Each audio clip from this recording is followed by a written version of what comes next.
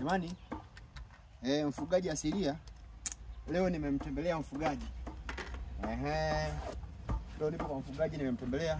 Twende kwa pamoja kwa muone huyo mfugaji. Kumbukeni ni mfugaji asilia tu kwa huduma bora za mifugo. Yaani mvue koti jamaa. Leo nimemtembelea mfugaji kuja kuona matokeo ambayo tumeyapata kutoka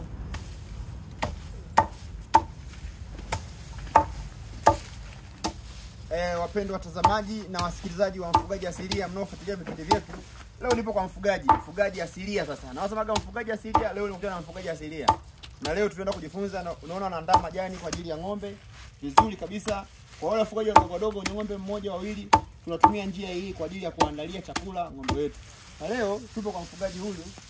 Mzee shikamoo. Marhaba, ujambo? Jambo. Karibu sana. Asante sana. Mfugaji asilia amekutembelea kuweza kuangalia matokeo na jinsi namna gani ya ufugaji ulio bora.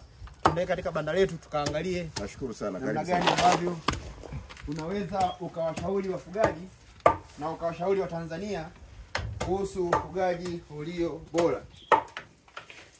Tunaona ana ng'ombe aina ya Friesian ambaye ni mkubwa kabisa.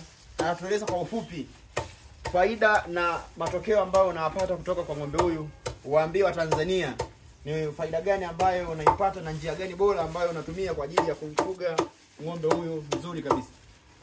Asante sana mtaalamu. Kwanza nikushukuru kwa kunitembelea. Asante sana.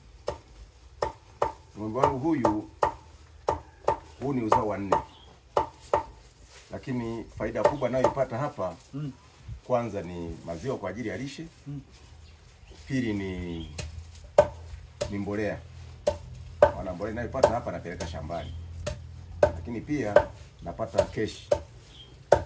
Ninapouza mtamba au dume napata keshi. Ng'ombe wangu huyu anakamuliwa kiasi cha lita 8 hadi 10 kulingana matunzo. Kwa mkamo huu mmoja.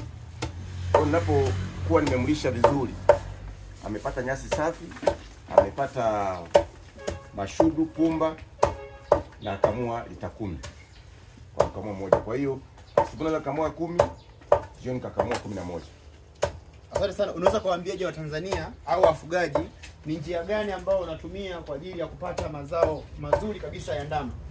Mimi napendelea kutumia njia ya mpira AI. Na huyu ndama aliyezaliwa nimembadilisha kwa njia ya AI. Na watumia wataalamu kutoka wilayani na sehemu zote zile ambapo wana utaalamu huo ndio wananisaidia kupata matunda mazuri kama haya hapa. Huyu ndama ana siku 3 amezaliwa. Ndio unamuona hapo na ameanza kunyonya. Kwa hiyo nategemea kama nikimtunza vizuri naye atakuwa na matunda mazuri kama mama yake.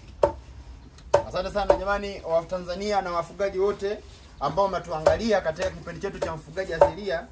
Ni kushauri tu tumia mbegu bora upate ndama aliye bora. Mfugaji wetu huyu ametumia mbegu bora na tumeona amepata ndama aliye bora. Kwa mahitaji mazuri kabisa ya huduma za mifugo unapata mfugaji asilia. Ni mimi yule bingwa tu, mzee wa bei nyasi ni mmoja tu. Dima UTZ, mtoto mdogo ng'ombe nyingi. Na leo tumekaongeza ka ng'ombe kingine. Kwa hiyo ukitaka ng'ombe bora mpigie bingwa mmoja tu, mzee wa bei nyasi, Dima UTZ, mtoto mdogo ng'ombe nyingi. Inaonyesha ng'ombe nyingi, mtoto mdogo ng'ombe nyingi. Kazito bwana.